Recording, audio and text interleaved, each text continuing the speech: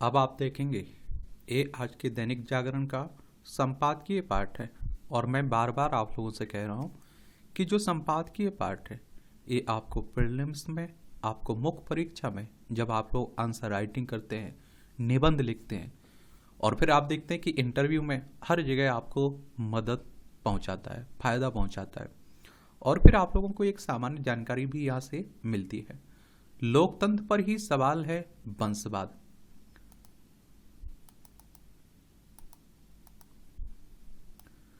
तो आप देखेंगे कि भारतीय राजनीति में वंशवाद नया मुद्दा नहीं है, और पर इसका बढ़ते जाना बड़े खतरे की ओर इशारा है। राजनीतिक दल एक दूसरे पर परिवारवाद के आरोप लगाते हैं, पर सच यह है कि कोई किसी से पीछे नहीं है। पहले प्रधानमंत्री पंडित जवाहरलाल नेहरू के कार्यकाल में उनकी बेटी इंदिरा गांधी को आगे बढ़ाए जाने के साथ ही परिवारवाद का सवाल उठने लगा। इंदिरा के प्रधानमंत्री बनने के बाद जिस तरह पहले संजय और फिर राजीव गांधी को आगे बढ़ाया गया, उसके बाद तो वंशवाद का आरोप कांग्रेस पर स्थायी रूप से चस्पा हो गया। और विडंबना यह है कि सबसे पुरानी पार्टी कांग्रेस को वंशवाद में कोई बुराई नजर नहीं आती है। आश्चर्य नहीं है कि कांग्रेस परिवारों का समूह ज्यादा नजर आता है।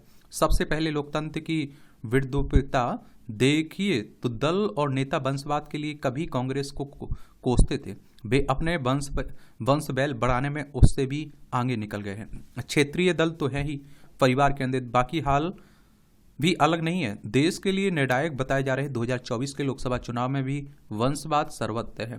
और कांग्रेस की बात करें तो एक पुराना राजनीतिक दल है। 28 दिसंबर 1885 में इसकी स्थापना हुई थी और इसके पहले अध्यक्ष WC बनर्जी, विमर्श चंद्र बनर्जी थे और इसके संस्थापक थे A.O. ह्यूम। अक्सर विकृतियां के लिए उत्तर भारत को जिम्मेदार मान लिया जाता है, पर भ्रष्टाचार की तरह वंशवाद में भी पूरा भारत है, एक है। उत्तर प्रदेश में आप देखिए स्वर्गीय मुलायम सिंह यादव के बेटे अखिलेश और यादव और पुत्र वधू डिम्पल के अलावा भाई भतीजों समेत कई अन्य स्वजन चुनाव मैदान में हैं। और आकाश आनंद वासापा सुप्रीमो मायावती के उत्तराधिकारी भतीजा होने के नाते ही हैं। एनडीए में शामिल संजय निषाद और ओम प्रकाश राजभर को अपने अपने हिस्से में आई एक एक सीट पर अपने बेटों से बेहतर उम्मीदवार नहीं मिले हैं। भाजपा उम्मीदवार राजवीर सिंह पूर्व मुख्यमंत्री कल्याण सिंह के बेटे हैं और रक्षा मंत्री राजनाथ सिंह के बेटे पंकज विधानसभा चुनाव लड़ते रहे हैं। बिहार में तो लालू प्रसाद यादव के चुनाव लड़ने वाले परिजनों की बढ़ती सूची ने INDI पर ही सवालिया निशान लगा दिया है। चिराग पासवान की पहचान रामविलास पासवान का बेटा होना भी है। यहाँ कोई कैसा सामाजिक न्याय है जो परिवार से आगे नहीं देख पाता है। राजस्थान में भी आप देखिए वंशवाद में ही किसी ने कसर नहीं छोड़ी है। भाजपा एक परिवार में एक टिकट के तर्क के सहारे अपने परिवारवाद का बचाव करती है, लेकिन विधायक विश्वनाथ सिंह की पत्नी को राजसमंद से लोकसभा टिकट दिया गया है। जयपुर शहर में आप देखिए भंवरलाल शर्मा के निधन के बाद बेटी उम्मीदवार है। कभी तीसरी धरा की राजनीति के बड़े चेहरे रहे नाथूराम मिर्धा की पुत्री ज्योति मिर्धा भाजपा के टिकट पर नागौर से चुनाव मैदान में है। तो पूर्व मुख्यमंत्री वसुंधरा राजे के बेटे दुष्यंत सिंह झालावाड़ से फिर से चुनाव लड़ रहे हैं। कांग्रेस के कद्दावर नेता रहे CS राम ओला के बेटे ब्रजेंद्र झुंझुनू से चुनाव लड़ रहे हैं। तो पूर्व मुख्यमंत्री अशोक गहलोत के बेटे वैभव जालौर सिरोही से मैदान में है। झालावाड़ आप देखिए 12 सीट पर पूर्व मंत्री प्रमोद जैन की पत्नी उर्मिला उम्मीदवार हैं। मध्य प्रदेश में आ जाइए तो पूर्व कांग्रेसी मुख्यमंत्री कमलनाथ के बेटे नकुलनाथ फिर छिंदवाड़ा से चुनाव मैदान में हैं। तो सीधी से पूर्व मंत्री इंद्रजीत पटेल के बेटे कमलेश्वर चुनाव लड़ रहे हैं। विधायक अभय मिश्रा की पत्नी नीलम रीवा से उम्मीदवार हैं। हिमाचल प्रदेश की मंडी में कांग्रेस ने प्रदेश अध्यक्ष प्रतिभा सिंह के बेटे विक्रमादित्य को उतारा है। हमीरपुर से भाजपा प्रत्याशी अनुराग ठाकुर पूर्व मुख्यमंत्री प्रेम कुमार धूमिल के बेटे हैं। तो चंडीगढ़ से उम्मीदवार संजय टंडन भी पंजाब के पूर्व मंत्री बलराम जी दास टंडन के बेटे हैं। दिल्ली में वांसुरी स्वराज को सुषमा स्वराज की बेटी के नाते ही भाजपा का टिकट मिला है। हरियाणा में रतनलाल कटारिया के निधन के बाद उनकी पत्नी वंतो को अंबाला से टिकट दिया गया है। बंगाल में मुख्यमंत्री ममता बनर्जी के उत्तराधिकारी माने जा रहे भतीजे अभिषेक डायमंड हार्बर से चुनाव लड़ रहे हैं। तो शुभेंदु अधिकारी के भाई शुभेंदु अधिकारी कांथी से भाजपा उम्मीदवार है। महाराष्ट्र में खुद वंशवाद के सहारे आगे आए उप मुख्यमंत्री अजित पवार अब पत्नी सुनेत्रा को भी चुनाव मैदान में लड़ाने जा रहे हैं। तो मुख्यमंत्री एकनाथ शिंदे का बेटा भी फिर से चुनाव लड़ रहा है। भाजपा उम्मीदवारों में पीयूष गोयल, रक्षा खड़से, पंकजा मुंडे, सुजय बिखे पाटिल समेत अनेक नाम परिवारवाद की ही देन है।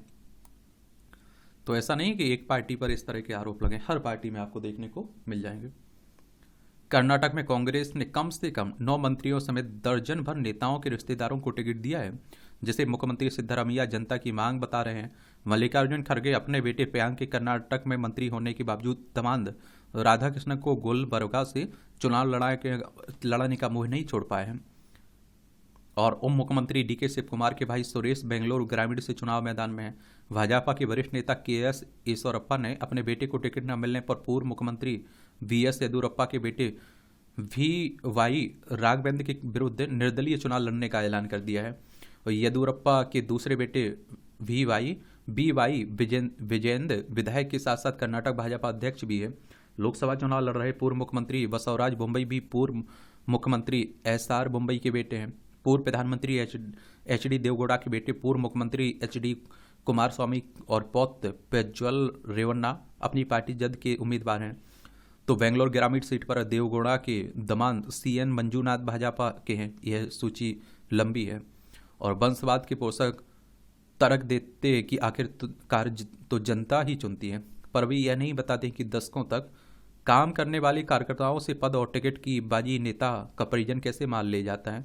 यह अध्ययन वंशवाद को बेनकाब करने वाला है। 2019 के लोकसभा चुनाव में 30% सदस्य राजनीतिक परिवारों से रहे हैं। दलों राज्यों की दृष्टि से भी ज़्यादा फर्क नहीं दिखता है। मसलन कांग्रेस ने 31% टिकट वंशवाद के चलते दिए, तो भाजपा में यह प्रतिशत 21% है। महिला सशक्तिकरण के नाम पर भी राजनीतिक परिवारों की महिलाएं ही लाभार्थी बन रही हैं। सापा, टीडीपी, द्रमुक, बीआरएस जैसे दलों में तो 100% ऐसा ही होता है। लेखक, वरिष्ठ पत्रकार, राजनीतिक विश्लेषक हैं। इनका नाम है राजकुमार सिंह। इनके द्वारा ये आर्टिकल लिखा गया है। यानी कि कहने का मतलब है कि आप सोचिए, इनको अपने समाज में या अपनी पार्टी के और नेताओं में वो उम्मीदवारी नहीं दिखती जो अपने परिवार में दिखती है, परिवार के मेंबर को चुनाव लड़ाने में रहती है। ये वादों की परख करने वाले चुनाव, तो आप सभी जानते हैं कि लोकसभा चुनाव है। लोकसभा चुनाव के बारे में और इलेक्शन कमीशन ऑफ इंडिया के बारे में एक सामान्य जानकारी आप लोग नीचे लिखिएगा। वादों की परख करने वाले चुनाव, तो लोकसभा चुनाव भारतीय लोकतंत्र का महापर्व है, पर इस बार का आम चुनाव सामान्य चुनाव नहीं है। यह जनता द्वारा अपनी आकांक्षाओं को पूरा करने की दिशा में एक निर्णायक मोड़ भी है।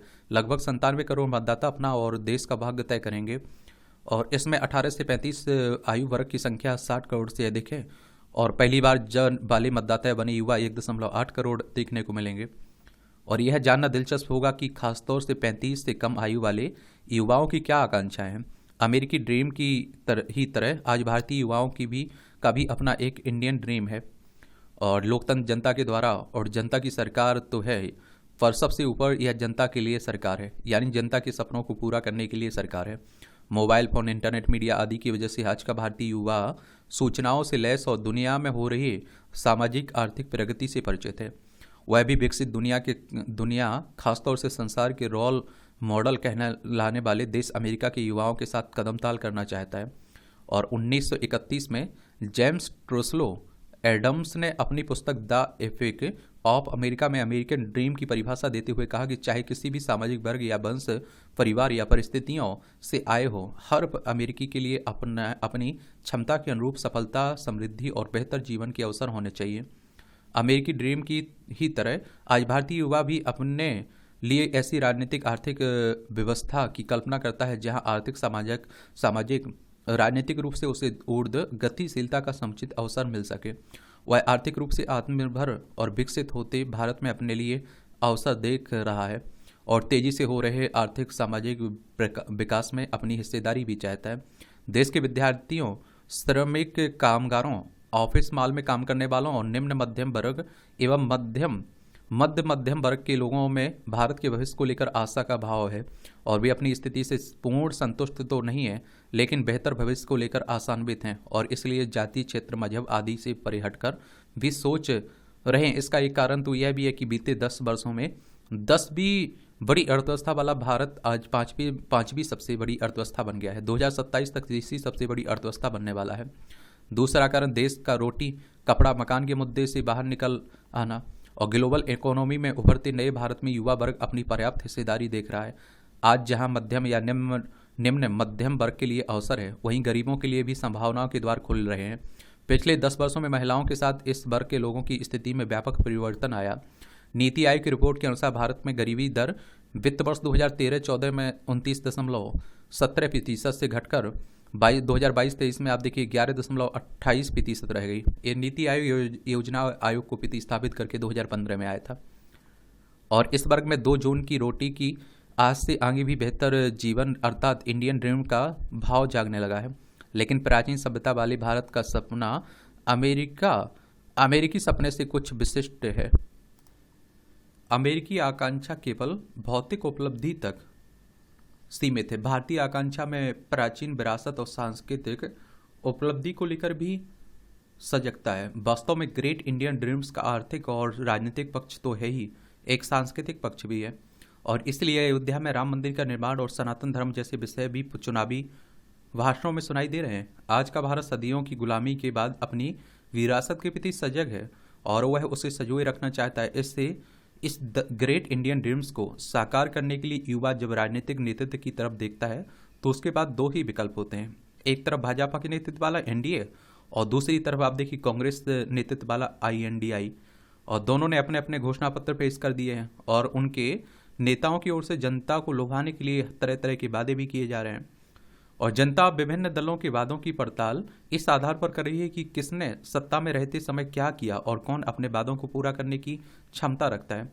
चूंकि पक्ष विपक्ष का नेतृत्व करने वाले दोनों ही गठबंधनों के दल सत्ता में रह चुके हैं, इसलिए लोगों को उनकी नीतियों और उन पर अमल कर सकने की क्षमता और प्रतिबद्धता का भी अनुभव है।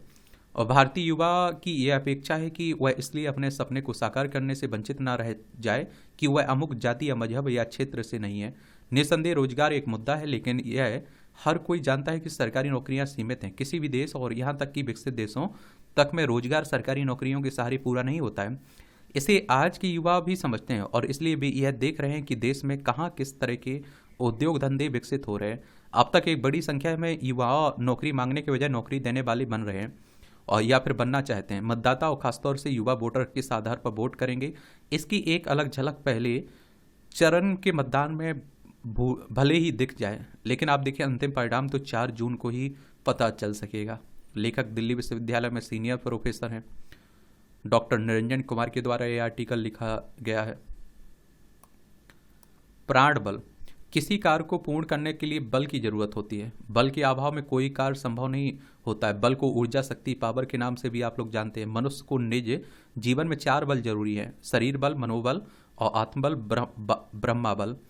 और इनकी क्षमता कार्य के अनुसार अलग अलग होती है और लेकिन इनके अलावा एक प्राण बल भी होता है और प्राण बल से संपन्न व्यक्ति प्राणवान होते हैं। वे देव मानव स्तर के पुरुषार्थी होते हैं। प्राण बल में असीमित क्षमता होती है और प्रायः हम किसी भी शुभ अवसर पर शुभ कार्य को गति देने के लिए संकल्प लेते हैं और संकल्प कोई विकल्प नहीं है।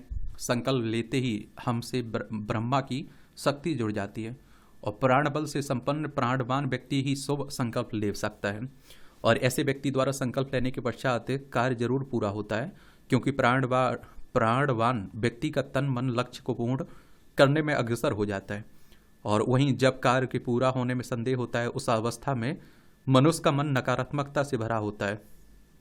और प्रभु श्री राम ने वनगमन के समय जंगल में हड्डियों का ढेर देखकर प्रण लिया कि असुरों का मैं नाश कर दूंगा जो संसार में विनाश का कार्य कर रहे हैं, तभी धरती पर सुख शांति आएगी।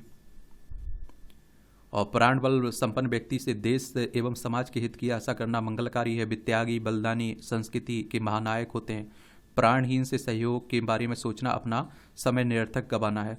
प्राय देखते हैं कि धर्म विशेषज्ञ प्राण बल की क्षमता की वृद्धि के लिए प्राणायाम, जप, तप, सत्संग, धर्म की आध्यात्मिक क्रिया पर विशेष जोर देते हैं। महात्मा गांधी शरीर से देखने में दुर्लभ थे, पर प्राण बल संपन्न होने के कारण कठिन से कठिन कार्य को भी क्षण भर में पूर्ण कर लेते थे।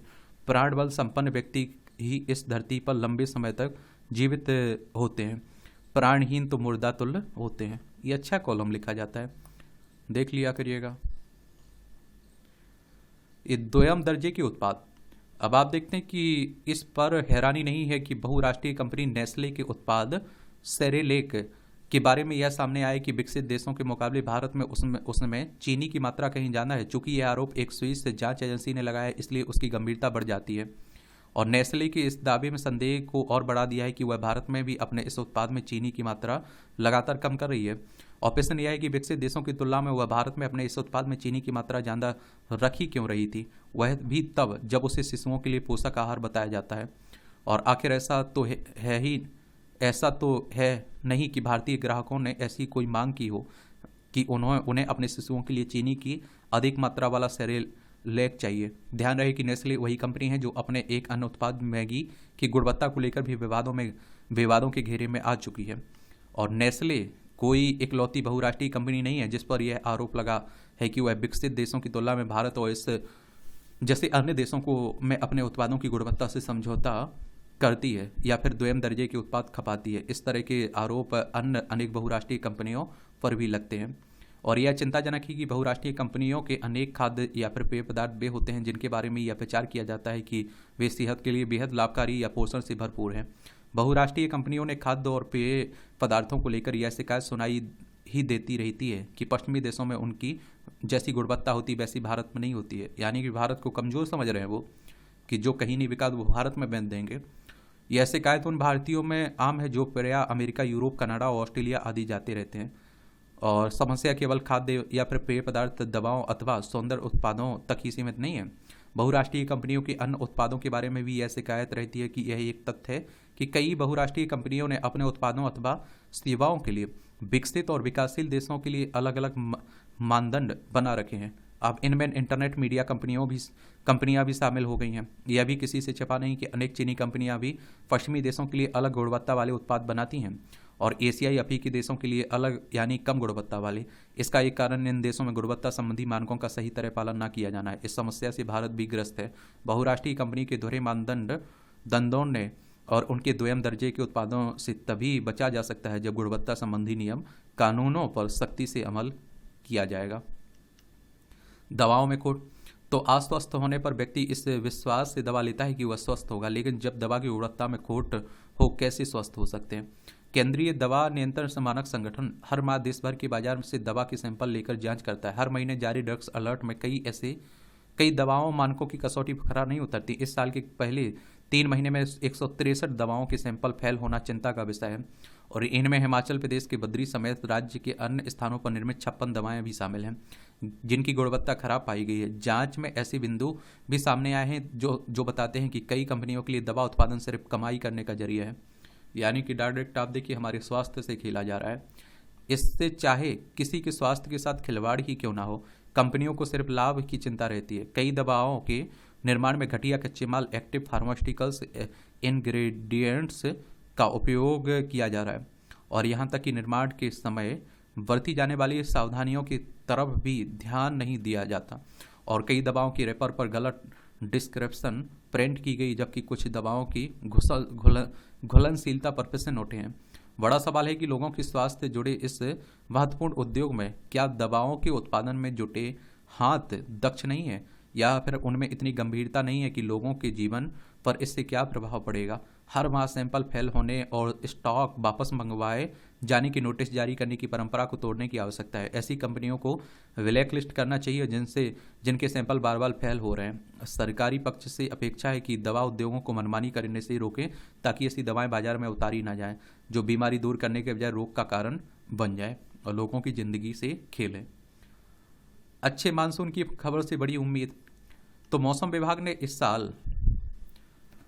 साल भारत में मानसूनी बारिश सामान्य से ज़्यादा होने की संभावना जताई है। उसने बताया है कि इस बार सीजन की कुल बारिश 87 सेंटीमीटर औसत के साथ करीब 106% होगी। लाल नीना प्रभाव के चलते इस साल देश में मानसून अच्छा रहेगा। हकीकत की दुनिया में अर्थशास्त्री और नीति निर्माता भी मानसून का बेसब्री से इंतजार करते हैं और कामना करते हैं कि देश की अर्थव्यवस्था को रफ्तार देने के लिए अच्छी बारिश हो। मौसम विभाग की भविष्यवाणी यदि सही होती है तो यह देश की अर्थव्यवस्था से लेकर खेती किसानी के लिए रामबाण होगी। मानसून सामान्य रहा तो फसलों की पैदावार अच्छी होगी जो महंगाई को नीचे लाने का काम करेगी। इसमें ग्रामीण मांग में भी सुधार आएगा जो अर्थव्यवस्था को गति देने में मददगार साबित होगा। अच्छी बात का बारिश का असर खरीफ फसलों के उत्पादन पर पड़ता है, जैसे कुछ खास खाद्य पदार्थों के दाम घट सकते हैं। चावल, बाजरा, रागी, अरहर, मूंगफली, कपास, मक्का, सोयाबीन आदि खरीफ फसलें हैं। इनका उत्पादन अधिकतर अच्छे मानसून पर निर्भर करता है। इनकी बुआई जून जुलाई से शुरू होती है और ऐसे में मानसून के दौरान अच्छी बारिश खरीफ फसलों के उत्पादन को बढ़ा सकती है और जिससे महंगाई पर नियंत्रण रखा जा सकता है। महंगाई नियंत्रण में रहेगी तो पूरी इकोनॉमी को इसका फायदा मिलेगा। कुल मिलाकर कहा जा सकता है कि मानसून भारतीय खेती की लाइफ लाइन है। इसमें दो राय नहीं है कि मानसून पर देश की अर्थव्यवस्था निर्भर करती है और कम से कम 50% कृषि को पानी वर्षा के जरिए ही हासिल होता है। लगभग 80 करोड़ लोग गांवों में निवास करते हैं और भी कृषि पर ही निर्भर हैं। भारत के सकल घरेलू उत्पाद जीडीपी में कृषि का योगदान 14% है। अगर मानसून असफल रहा तो देश के विकास और अर्थव्यवस्था पर विपरीत प्रभाव पड़ेगा। और आप देखिए, सामान्य से ऊपर मानसून रहने पर कृषि उत्पादन और किसानों की आय दोनों में बढ़ोतरी होती है, जिससे ग्रामीण बाजारों में उत्पादों की मांग को बढ़ावा मिलता है। अच्छी बारिश न सिर्फ कृषि क्षेत्र के लिए जरूरी है बल्कि इससे उद्योग जगत में भी बहार आती है। मालूम हो कि खेत से लेकर खाने की टेबल तक एक बड़ी चेन जुड़ी होती है। ऐसे में कमजोर मानसून पूरी वैल्यू चेन को बिगाड़ देता है। इससे पूरी आर्थिक गतिविधियां गड़बड़ा जाती हैं। अब जब वर्ष 2024 में अच्छा मानसून संभावित है, तब सरकार को किसानों को मुस्कुराहट देने और ग्रामीण अर्थव्यवस्था को लाभप्रद बनाने के लिए रणनीतिक कदम आगे बढ़ाना चाहिए। अच्छा कॉलम लिखा जाता है। ये छोटी छोटी टिप्पणियाँ रहती हैं, पढ़ सकते हैं आप लोग। और इसकी पीडीएफ आपका एजुकेशन सर्कल प्लेटफॉर्म है ना टेलीग्राम पर, वहाँ डाल देता हूँ, तो वहाँ जाकर आप लोग डाउनलोड कर लिया करिएगा। ये आप देखेंगे आत्मनिर्भरता की ओर बढ़ता भारतीय दवा क्षेत्र, दवा उद्योग की बात हो रही है। बस क्वालिटी पर ध्यान दिया जाए तो दवा निर्माण में जो आवश्यक सामग्री इस्तेमाल होती है उसे एक्टिव फार्मास्यूटिकल्स इंग्रेडिएंट्स यानी एपीआई के नाम से जाना जाता है। और लगभग 2.5 दशक पूर्व तक भारत इस क्षेत्र में आत्मनिर्भर था। चीन ने एक षड्यंत्र के तहत भारत के एपीआई क्षेत्र को तबाह करना शुरू कर दिया। चीन से आने वाले एपीआई को अत्यंत कम कीमतों पर भारत में भेजा जाने लगा। भारत में का यह उद्योग प्रतिस्पर्धी नहीं रहा और हमारी एपीआई इकाइयां बंद होने लगी। पेनिसिलिन जी नाम से की एपीआई भारत में पर्याप्त मात्रा में बनती थी और उसका अंतर्राष्ट्रीय मूल्य $22 प्रति किलो था। और लेकिन आप देखते हैं कि चीन ने इसकी डंपिंग $9 प्रति किलो से भी कम करनी शुरू कर दी और इस कारण भारत की इस एपीआई को बनाने वाली इकाइयां बंद हो गईं। और उसके बाद चीन ने इसी एपीआई को 4 गुना कीमत पर बेचना शुरू कर दिया। किसी विकल्प के अभाव में भारत की दवा कंपनियों को यह एपीआई चीन द्वारा निर्धारित कीमत पर खरीदना पड़ता था। लगभग यह स्थिति अन्य एपीआई की भी हो और कई एपीआई पहले से 20 गुना कीमत पर भी बेचे जाने लगे। यानी कि आप लोग समझ रहे हैं, बात कहने का मतलब ये है कि मान लीजिए कोई सामान आप लोग बना रहे हैं, आपका खर्चा ही 10 रुपये आ रहा है और आप 15 में बेच रहे हैं, और वहीं आप देखिए कोई और आता है वो 10 रुपये में बेचता है वो, तो आप देखते हैं आप घाटे में तो बेचेंगे नहीं, तो आपकी कंपनी क्या होगी, गिर जाएगी, बंद हो जाएगी, घाटे में चली जाएगी। एपीआई में आत्मनिर्भरता।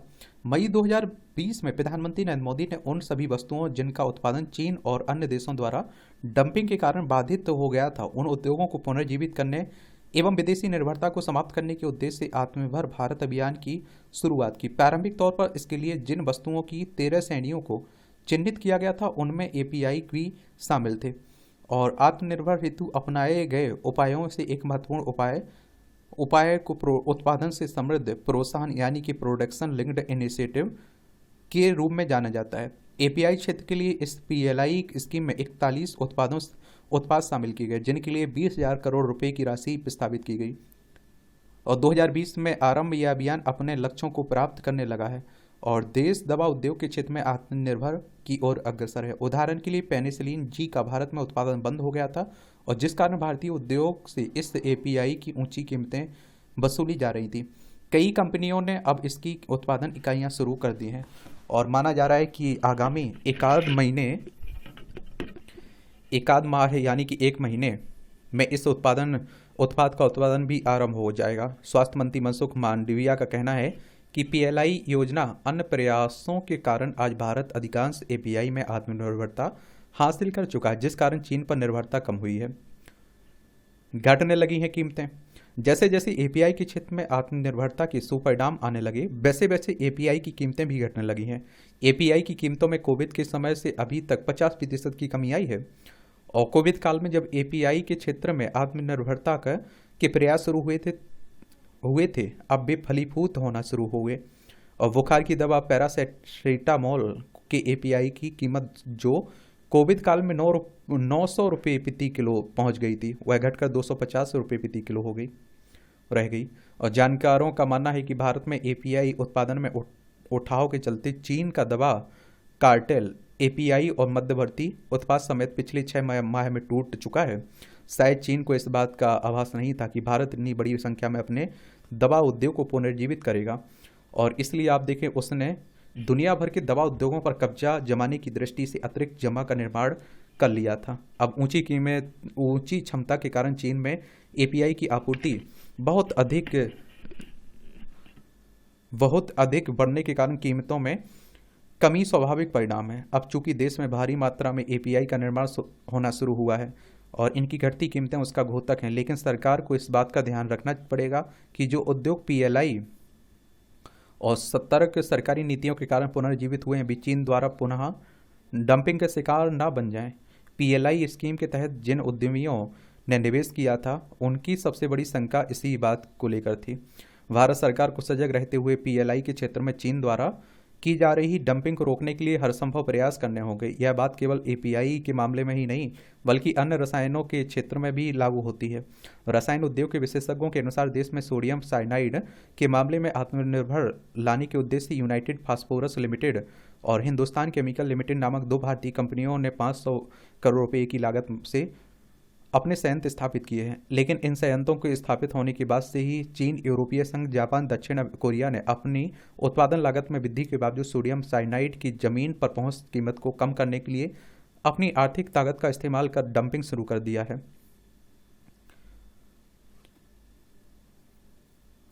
और आप देखिए वाणिज्य उद्योग मंत्रालय के व्यापार उपसंचार महानिदेशक ने चीन और यूरोपीय संघ से आयात पर डंपिंग रोधी शुल्क लगाने का प्रस्ताव दिया है, लेकिन उद्योग के लिए ऐसी राहत पाने की प्रक्रिया लंबी और थकाऊ है। देश को अंतर्राष्ट्रीय व्यापार के क्षेत्र में एक विशेषज्ञ खुफिया एजेंसी बनाने की आवश्यकता है ताकि अन्य देशों और उनके व्यवसायों द्वारा अनैतिक व्यापार व्यवहार की ऐसी किसी भी स्थिति से सफलतापूर्वक निपटा जा सके। आर्थिक तेजी की दवा भारत के पास। तो कोविड के दौरान या उसके बाद दुनिया भर में कि फार्मा सेक्टर में नई चुनौतियों के साथ कई सकारात्मक बदलाव आए हैं। दवा बनाने वाली कंपनियां सरकार आज लोगों को किफ़ायत गुणवत्ता के नाम पर अपने साथ जोड़ने में जुटी हैं, और खासकर दक्षिण एशियाई देशों की सरकारें अपने यहाँ फार्मा कंपनियों को प्रोत्साहित कर रही हैं। यह प्रोत्साहन नीतिगत तो है ही, वित्तीय भी है। इसका एक बड़ा प्रभाव आज हर तरफ दिख रहा है। विकसित के साथ विकासशील देशों के बाजार में भी ब्रांडेड दवाओं की हिस्सेदारी घटने लगी है। वैसे आप देखिए 56% हिस्सेदारी के साथ वैश्विक रूप से अब भी ब्रांडेड दवाओं का बड़ा दखल है।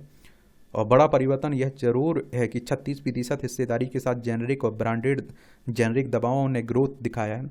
भारत आज दुनिया का तीसरा सबसे बड़ा फार्मा उत्पाद बनाने वाला देश है। यह उपलब्धि असाधारण है और यह ग्रोथ ऐसी ही जारी रही तो फार्मा सेक्टर का विस्तार और इससे जुड़े निर्यात की तेजी आगामी 5 वर्षों में दुनिया को शीर्ष 3 अर्थव्यवस्था में शामिल होने के भारत के लक्ष्य को आसान बना सकती है।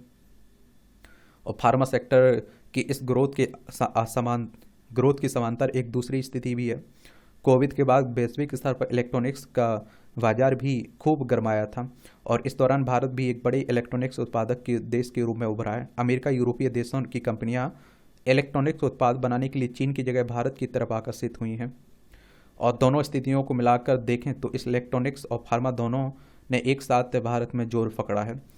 अलबत्ता यह जरूर है कि भारतीय संदर्भ में इलेक्ट्रॉनिक्स के मुकाबले फार्मा सेक्टर के ग्रोथ को बड़ा बताया जा रहा है। ऐसा इस सेक्टर से जुड़ी भविष्य की संभावना और सरकार की नीति के समर्थन के कारण भी है। वर्तमान में जो स्थिति है उसमें अमेरिका और ब्रिटेन जैसे देशों में दवाओं का हमारा निर्यात तेजी से बढ़ रहा है। एपीआई के घरेलू निर्माण के प्रोत्साहन के लिए पीएलआई स्कीम शुरू होने के बाद दवा बनाने के लिए कच्चे माल का उत्पादन भी तेज हुआ है और जिससे चीन जैसे देशों पर हमारी निर्भरता कम हुई। भारत का दवा उद्योग $50 अरब से अधिक का हो गया है। 2030 तक इसके 130 अरब डॉलर पहुंचने का अनुमान है। और भारत सरकार के एक सर्वे के अनुसार देश के 19 राज्यों और केंद्र शासित प्रदेशों में 118 फार्मा क्लस्टर हैं और इनमें सबसे ज़्यादा 40 फार्मा क्लस्टर महाराष्ट्र में है। इसके बाद गुजरात में 13, आंध्र प्रदेश में 8, हिमाचल प्रदेश में 7, राजस्थान में 6, उत्तर प्रदेश में 6, गोवा, कर्नाटक, तमिलनाडु में 5 हैं। इसके अलावा हरियाणा, उत्तराखंड, पंजाब, छत्तीसगढ़, मध्य प्रदेश, उड़ीसा और झारखंड में भी फार्मा क्लस्टर हैं। इन राज्यों में बनने वाली दवाओं का बड़े स्तर पर विकसित देशों में निर्यात किया जा रहा है, जो हमारी अर्थव्यवस्था में संजीवनी की तरह काम कर रहा है।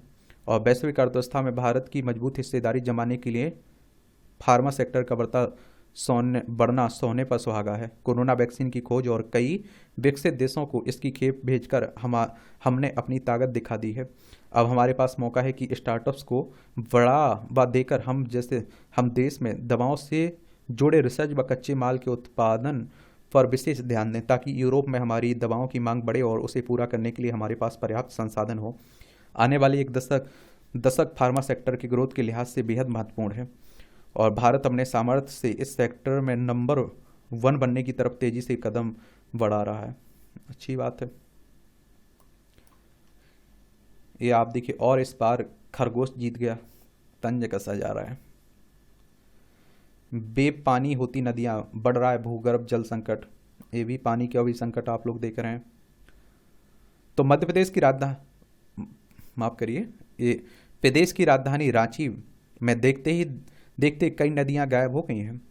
कुछ को विकास के नाम पर नाला बना दिया गया, तो वहीं कुछ अतिक्रमण का शिकार होकर अपने अस्तित्व को मिटता हुआ रोज देख रही हैं। जब राज्य की राजधानी का यह हाल है, तमाम प्रशासनिक अधिकारी समेत पूरी सरकार ही बैठती है, तो राज्य के बाकी हिस्सों में अगर हालात और भी खराब हों तो वहाँ ध्यान कैसे जाएगा। जिम्मेदारों की आंखों के सामने नदी खत्म हो जाए, तालाब खत्म कर दिए जाएं, जल के पुराने स्रोतों पर अतिक्रमण हो जाए और सब चुप रहें, यह हमारे संवेदनहीन होने की निशानी है। चतरा जिले की टंडवा नदी, जिसके नाम पर टंडवा प्रखंड है, उसकी स्थिति खराब है। राजधानी रांची में हिन्नू नामक स्थान है। हिन्नू नदी के नाम और शहर का हरमू मोहल्ला हरमू नदी के नाम पर आबाद है, और लेकिन अब वह भी नाले में परिवर्तित हो चुका है। जुमार, स्वर्ण रेखा जैसी नदियां जितने दिनों तक बची रहें, तब तक पानी की आपूर्ति का भार संभाले हुए हैं। हालांकि नदियों की हालत भी ठीक नहीं है। झारखंड में लगभग 200 छोटी बड़ी नदियां बहती हैं। ये सभी नदियां या तो किसी पहाड़ी से या फिर खेतों में कहीं गड्ढे से निकलती हैं। बड़ी नदियां, छोटी नदियां पजरा, पाइन आदि पर ही निर्भर हैं। लेकिन जब छोटी छोटी नदियां पाइन पजरा ही नहीं रहेंगे, तो बड़ी नदियां अपने बूते कितने दिनों तक जीवित रह पाएंगी। वैसे बड़ी नदियां भी प्रदूषण की मार झेल रही हैं। कई नदियां कोयले की राख या कंपनियों के कचरे को प्रवाहित कर रही हैं। पीने लायक पानी भी नहीं है और इनमें पलने वाले जीवों का जीवन भी संकट में है। एक बड़ी समस्या पूरे झारखंड में बालू के अवैध खनन की भी है और इस कारण भी नदियां संकट से गुजर रही हैं। इन दिनों गर्मी के साथ ही प्रदेश में तापमान लगातार बढ़ रहा है। राजधानी का पारा 40 डिग्री सेंटीग्रेड तक पहुंच गया है। पहले ऐसा नहीं था। 2 दशक पहले तक इतना पारा चढ़ने के बाद अब रहा 3 बजे तक अक्सर बारिश हो जाती थी और फिर उसके बाद मौसम ठंडा हो जाता था। अब तो दूर दूर तक ऐसे संभावना नहीं दिखती। अब तो रातों में भी गर्म हवाएं चलती हैं। हाई कोर्ट बार बार फटकार लगा चुका है कि लेकिन प्रशासन में बैठे लोगों पर कोई असर नहीं पड़ता दिख रहा है। दक्षिणी छोटा नागपुर की दक्षिणी कोयल, संखटवा, देवाक, पिलोल, वनई कोयल, उत्तरी छोटा नागपुर की नीलाजन, गोलाई धरी, बड़की नदी, दामोदर, हरहरी और गोमती, कुसुम नाला, बोकारो, दुधी, चौथा, संथाल परगना की गुमानी, बांसलोई, सुंदर, हरना, मयूराक्षी, चांदन, अजय पत्रो, दोई आदि नदियों की स्थिति ठीक नहीं है। कुछ में पानी कम है तो कुछ सूख चुकी हैं और कुछ खेल के मैदान में तब्दील हो गई हैं। सरकार की ओर से भी जल संकट से निजात के लिए कोई पहल होती नहीं दिख रही है। आज़ादी के बाद 2 दशक तक यहाँ कई बड़े डैम बने। उस समय यहाँ की आबादी भी कम थी और तब यह बिहार का हिस्सा था, लेकिन राज्य बनने के 2 दशक बाद हमने इस दिशा में कोई पहल नहीं की है। कुछ पुराने जल स्रोतों या प्राकृतिक जल स्रोतों का सौंदर्यीकरण कर दिया, लेकिन उसके जल स्रोतों को रोक दिया गया। जो डैम है उनकी सफाई के नाम पर या तो खानापूर्ति होती है या फिर पैसों की लूट होती है। नदियों की भयावह स्थिति के साथ भूगर्भ जल भी तेजी से नीचे जा रहा है और भूगर्भ जल भी तो नदियों से ही रिचार्ज होते हैं। एक दूसरा कारण, हम आज तक वर्षा के जल को संचय करने की दिशा में एक कदम भी आगे नहीं बढ़ पाए हैं। पिछले दिनों जल पुरुष राजेंद्र सिंह और अनिल कुमार जोशी भी आए थे, तो उनका भी कहना था कि झारखंड पानीदार बन सकता है। इसके लिए हमें अपने वर्षा के बेकार बह जाने वाले पानी को रोकना होगा और हम वर्षा के जल को भी रोक नहीं पाए और इस कारण वर्षा के समय तक नदियां लबालब भर जाती हैं, लेकिन 2 माह बाद फिर वही स्थिति है। मौसम और सूखती नदियां हमें बार बार चेतावनी दे रही हैं, लेकिन हम उसे अनसुना कर रहे हैं। यह यह वर्तमान के लिए ही नहीं, भविष्य के लिए भी अशुभ है। ध्यान रहे कि नदियां नहीं रहेंगी, जल के स्रोत नहीं रहेंगे तो शहरों को वीरान होने से में देर नहीं लगेगी। यह केवल झारखंड की ही समस्या नहीं है, अभी बेंगलोर का उदाहरण हमारे सामने है। प्रकृति भी संकेत दे रही है कि संभलो, कहीं देर ना हो जाए। संकट टलने तक आराम से बैठूं। एक काहे की बात हो रही, कहीं एक चित्र देखा था। एक व्यक्ति आराम से कुर्सी पर बैठा था, जिसने दोनों हाथों की उंगलियों सिर के पीछे से एक दूसरे में पिरोई हुई। नीचे एक पंक्ति लिखी, जब संकट बहुत अधिक हो जाए तो मैं यह करता हूँ कि मैं संकट टलने तक कुछ नहीं करता हूँ। संभव है कि इस पंक्ति का कोई संबंध हिमाचल कांग्रेस के साथ निकल आए, क्योंकि 4 संसदीय क्षेत्रों में से 2 के प्रत्याशी घोषित हुए हैं। चलिए, राजनीति की बातें हो रही हैं, वो आपको पढ़ना हो तो पढ़ सकते हैं, नहीं पढ़ना हो तो छोड़ सकते हैं।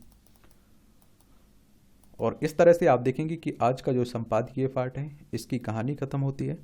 आप लोग पढ़ते रहिए, एंजॉय करते रहिए। आपका कोई सवाल हो, मेरे लिए सुझाव हो, तो आप लोग ज़रूर बता सकते हैं। धन्यवाद।